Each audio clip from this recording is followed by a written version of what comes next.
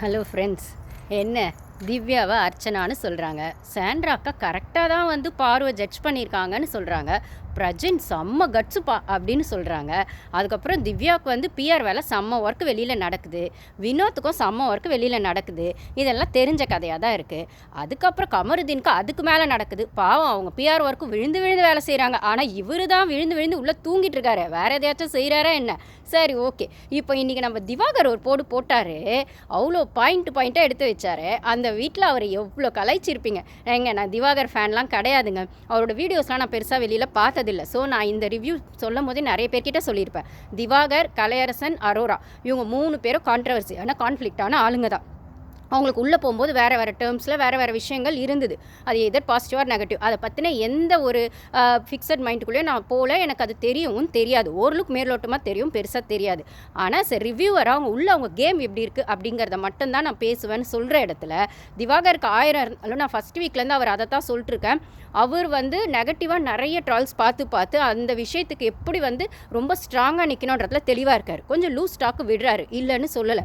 ஆனால் அப்படி loose stock விடுறதுனாலே அவர் மென்டல்னோ, அவர் வந்து நாயன்னு சொல்கிறதுனோ, இல்லை நக்கிறதுன்னு ரம்யா சொன்னது அதெல்லாம் தப்பு தான். ஒரு மனுஷனுக்கு மனுஷன் வேல்யூ பண்ணணும். அதை பிரவீன் பண்ணல, கமருதீன் பண்ணல, வினோத் பண்ணலை, ரம்யா நிறைய இடங்களில் பண்ணலை. ஆனால் அது வெளியில் வரலை. இன்னைக்கு நாமினேட் பண்ணும்போது அந்த ரீசனை தான் சொல்லி திவாகர் பண்ணியிருப்பார்.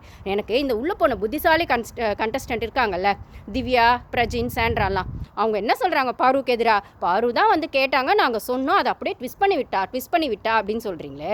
ஓகே, பாரு கேட்டதாகவே வச்சுக்கலாம். அதுக்கு நடுவில் நீங்களும் ட்ரிகர் பண்ணீங்க. அதெல்லாம் நான் நிறைய பேசிட்டேன், அதை விட்டுலாம். நீங்கள் நிஜமாகவே நல்ல கேம் ஸ்ட்ராட்டஜியோடு உள்ளே போயிருந்தீங்கன்னா உங்களுக்கு வைல்டு கார்டாக உள்ளே போகும்போது இருக்கிற பவர் என்ன? எல்லா விஷயங்களும் தெரிஞ்சுக்கிட்டு உள்ளே போகிறது தானே.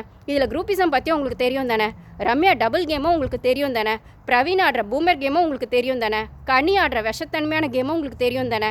சபரி ஆடுறதும் உங்களுக்கு தெரியும் தானே. இதெல்லாம் நீங்கள் எக்ஸ்போஸ் பண்ணாமல் ஏன் கண்டென்ட்டுக்காக பார்வையே பண்ணீங்க? அகெயின் ஆமாம், கண்டென்ட்டுக்காக பார்வையே பண்ணீங்க.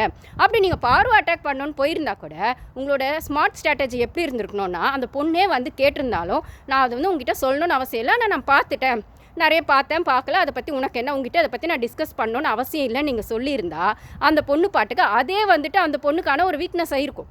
அந்த பொண்ணு வந்து என்ன பார்த்தாங்கன்னு தெரியல, எப்படி போயிருக்குன்னு தெரியல. நீங்கள் கமருதீன்கிட்டே அதே சொல்லி இதையும் சொல்லியிருந்தா. ஆனால் நீங்கள் ஓப்பனாக உடைக்கிறன்ற பேரில் உங்கள் இமேஜை நீங்களே டேமேஜ் ஆக்கிக்கிட்டீங்கன்னு தான் சொல்லணும். அந்த பொண்ணு உங்ககிட்ட எல்லா விஷயத்தையும் வாங்கிட்டு அதுக்கப்புறம் உங்களுக்கே வச்சுது ஆப்பு.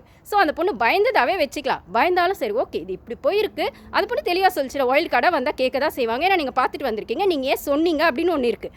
சொல்கிறத நீங்கள் சொல்லிவிட்டு உள்ளே வந்து குத்துதே கொடையுதேன்னு சொன்னால் அது எப்படி சரியாக இருக்கும்? நீங்கள் தான் புத்திசாலி கண்டஸ்டன்ட்.